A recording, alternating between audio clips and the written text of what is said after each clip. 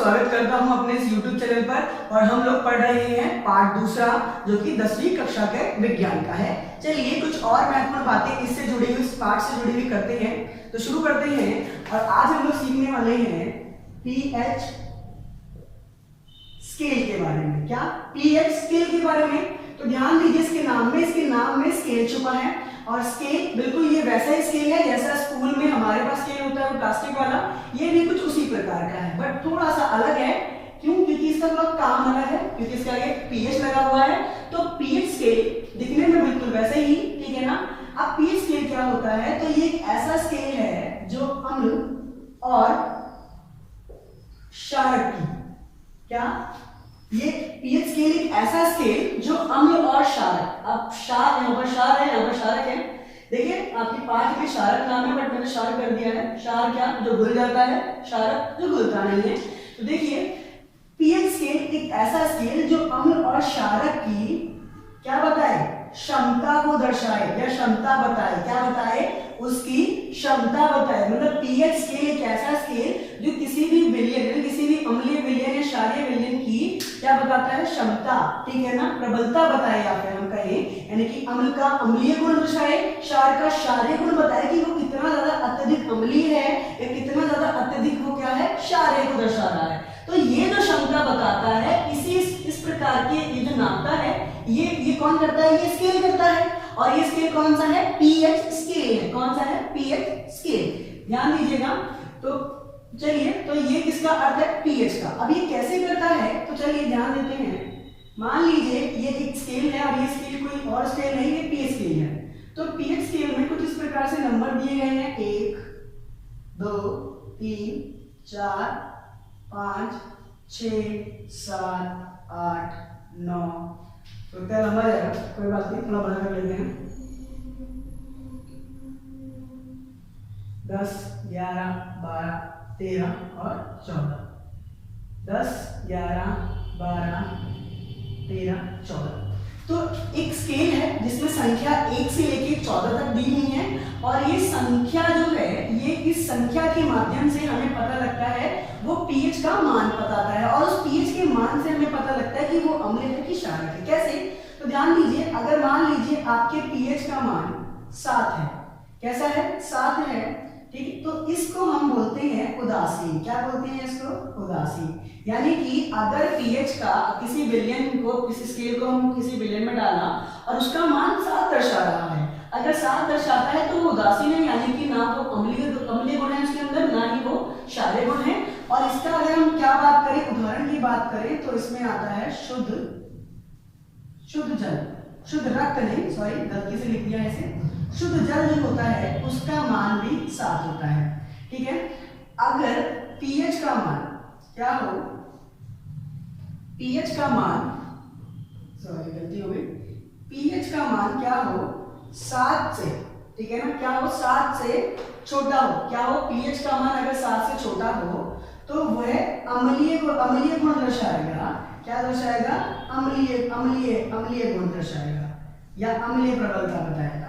अगर इसी प्रकार pH का मान 7 से ज्यादा हो, pH का मान क्या हो? 7 से कम हो, सॉरी 7 से कम, गलती दोबारा से वही हुई जो मैं नहीं चाहता था। चलिए, तो ध्यान दीजिए, अगर pH का मान 7 हो तो वो क्या दिखाएगा? वो उदासीन होगा, यानी कि ना अम्ल होगा ना क्षार होगा। इसका उदाहरण है शुद्ध जल। यानी कि अगर pH का मान क्या आता है? 7 आता है।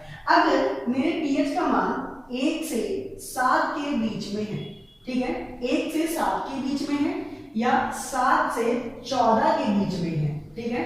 यानी कि अगर pH का मान क्या हो? 7 से छोटा हो। pH का मान क्या है? 7 से, सॉरी उल्टा लिख दिया गया। यानी कि pH का मान अगर 7 से छोटा हो तो ये क्या दर्शाएगा? तो ये अम्लीय दर्शाएगा। क्या दर्शाएगा? यानी अम्लीय गुण को दर्शाएगा।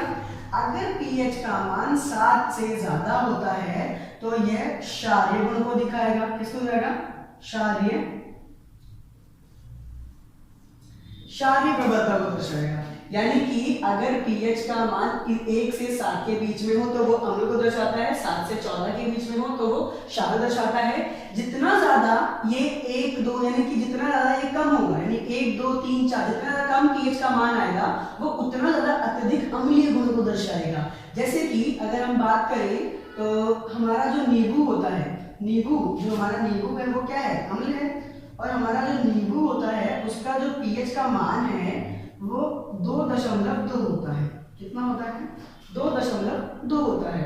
तो नींबू का pH का मान कितना है, 2.2, यानी कि ये क्या दिखा रहा है, अम्लीय गुण को दर्शाता है। ठीक उसी प्रकार से हम बात करें, देखिए मान लीजिए 14 किसी का अगर मान आ गया, pH का मान अगर मान लीजिए कितना है, 14 आ जाता है, तो ये किसका मान होता है, ये सोडियम हाइड्रोक्साइड का मान होता है। किसका, सोडियम हाइड्रोक्साइड, हाइड्रोक्साइड का मान होता है, यानी कि NaOH का मान होता है। यानी याद रखिएगा, तो 1 से 7 के बीच में अम्लीय गुण, 7 से 14 के बीच में किसको, क्षारीय गुण को दर्शाएगा। अगर 7 होगा तो वो किसका है, शुद्ध जल का होता है। और शुद्ध जल के आसपास ही अगर हम रक्त की बात करें, किसकी, रक्त, हमारा जो रक्त होता है उसका भी pH मान 7.4 होता है, यानी कि 7.4 मतलब 2 के आसपास होता है। यानी कि ये भी ना ज्यादा, हमारा जो रक्त है ना बहुत ज्यादा क्षारीय है ना बहुत ज्यादा अम्लीय है, बीच में है, ठीक है ना, बहुत कम। तो इस प्रकार से हम समझ सकते हैं pH स्केल के बारे में कि pH स्केल क्या होता है और कैसे वो क्षमता, अम्ल और क्षारक की क्षमता को दर्शाता है। चलिए अब हम लोग आगे बढ़ते हैं। दैनिक जीवन में pH का क्या महत्व है। दैनिक जीवन यानी कि हमारे इस हम जो रोजमर्रा की जो हम जिंदगी जीवन जी रहे हैं उसमें भी कहीं ना कहीं इस pH का बड़ा महत्व है। एक एक करके इसमें कुछ 5 पॉइंट है और एक एक करके समझेंगे। सबसे पहला है, पौधों और पशुओं pH संवेदनशील होते हैं।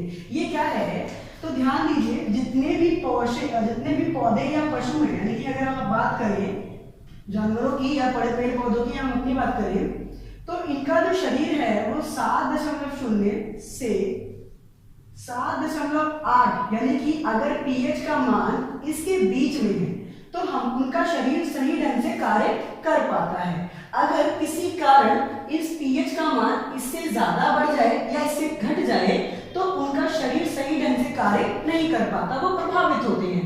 इसीलिए क्या लिखा है कि वे pH संवेदनशील होते हैं, संवेदनशील होते हैं, ठीक है ना। चलिए ये क्या होता है, तो हमने पीछे पढ़ा था कि क्या, अम्लीय वर्षा, हमने बात की थी किसकी, अम्लीय वर्षा। तो जब अम्लीय वर्षा होती है, अम्लीय वर्षा कब होती है, जब बारिश, जो बारिश है, अगर बारिश के pH का मान 5.6 के आसपास हो या इससे और नीचे गिर जाए तो इस प्रकार की बारिश को हम अम्लीय बारिश कहते हैं। और ये कैसे बनता है कि पीछे बताया गया था, है ना, हमने पिछले वाले वीडियो में पढ़ा था।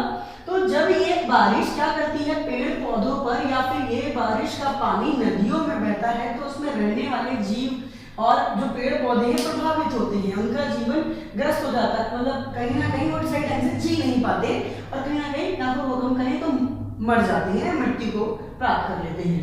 तो ये रहा pH का महत्व, ठीक है, ये था पहला।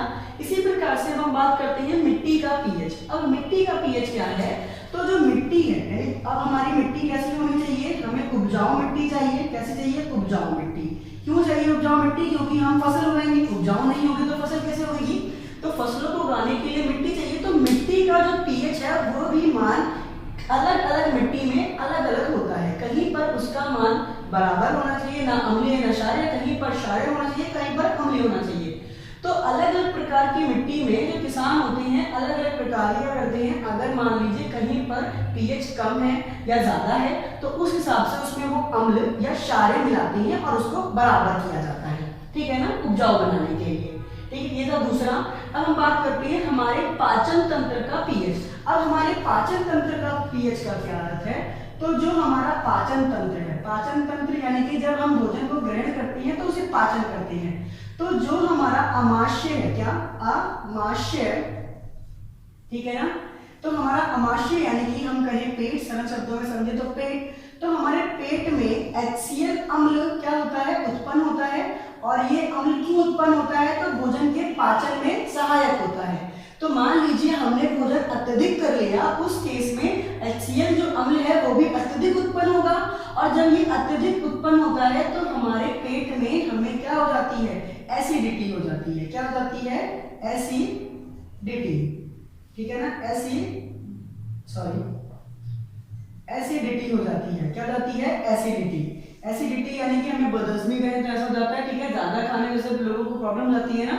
तो इस केस में हम क्या करते हैं, हम इसमें जब अम्ल की मात्रा क्या हो गई है, बढ़ गई है, तो इसको घटाएंगे। कैसे घटाएंगे, तो हम क्या करते हैं, इसमें हम इनो का सेवन करते हैं या फिर मिल्क ऑफ मैग्नीशिया कहें। तो ये सारे के सारे क्या हैं, ये दोनों के दोनों ही क्या हैं, ये क्षारक हैं। क्या है ये, क्षारक।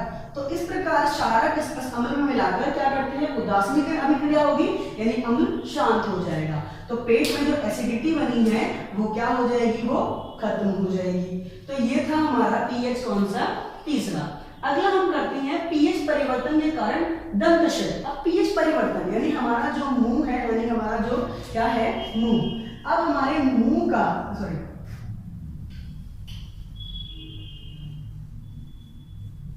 तो हमारा जो मुंह है, ठीक है ना, हमारा जो मुंह, अगर हमारे मुंह में क्या हो जाए, अगर इसका पीएच मान क्या हो जाए, अगर इसका पीएच मान गिर जाता है, कितना, तो मान लीजिए कि 5.6 मान लेते, चलिए मान लीजिए इससे अगर हमारा पीएच मान 5.6 से कम हो जाता है, उस कारण से हमारे पीएच का क्या होगा, अब पीएच में हमारे दांतों में क्या होगा, दंतक्षय हो जाएगी। दंतक्षय का मतलब क्या अर्थ हुआ, देखिए हम पानी पीते हैं और पानी पीते हैं तो हम देखकर पानी किसी धातु पे गिरता है तो उस पर जंग लग जाती है, वो गलने लग जाता है, सड़ने लग जाता है। पर हम भी पानी पीते हैं पर हमारे दांत नहीं गलते, क्यों, क्योंकि वो इनेमल है, वो कैल्शियम फॉस्फेट से बने होते हैं। किससे बने होते हैं, कैल्शियम फॉस्फेट से, जो कि सबसे ज्यादा अत्यधिक कठोर पदार्थ, सबसे मजबूत पदार्थ है। पर वो क्या कहते हैं, कैल्शियम जो मतलब जो हमारे दांत है वो कैल्शियम किसके बने हैं, हम इस मुंह के हमारे जो दांत हैं वो दांत किससे बने हैं, कैल्शियम फॉस्फेट से। तो ये कैल्शियम फॉस्फेट से बने जरूर हैं, ये क्या होते हैं, ये क्या कहते हैं, ये गलते तो नहीं है पर ये संक्षारण हो जाती है। ये क्या हो जाती हैं, संक्षारण हो जाते हैं, और इसी संक्षारण को हम दंतक्षय कहते हैं। ये कहते हैं, इसको दंतक्षय कहा जाता है। तो इस केस में यानी कि हमारे मुंह का मान 5.6 के आसपास आया, यानी कि अम्लीय हो गया। तो इस केस में हम क्या करते हैं, हम लोग टूथपेस्ट का इस्तेमाल करते हैं। हम ब्रश करते हैं ना, तो वो जो टूथपेस्ट होता है, वो टूथपेस्ट क्यों, वो क्या होता है, वो क्षारक होता है एक प्रकार का, और क्षारक करने से, क्षारक का प्रयोग कर रहे हैं और किसमें, अम्ल में, अम्ल की वजह से, क्योंकि हमने मान लीजिए जो भोजन खाया, कुछ भी खाया, उसकी वजह से हमारे मुंह का जो पीएच का मान है वो कम हो गया, 7 से कम हो गया, कम हो गया, तो यानी क्षारक अम्लीय हो गया। तो उसको खत्म करने के लिए, दंतक्षय बचाने के लिए, दंतक्षय से बचाने के लिए हम क्या करते हैं, टूथपेस्ट का उपयोग करते हैं। तो ये था हमारा चौथा और आखिरी है पशुओं और पौधे द्वारा उत्पन्न रसायन के आत्मरक्षा। अगर हम पौधों की बात करें तो पौधों में नेटल है, ठीक है ना।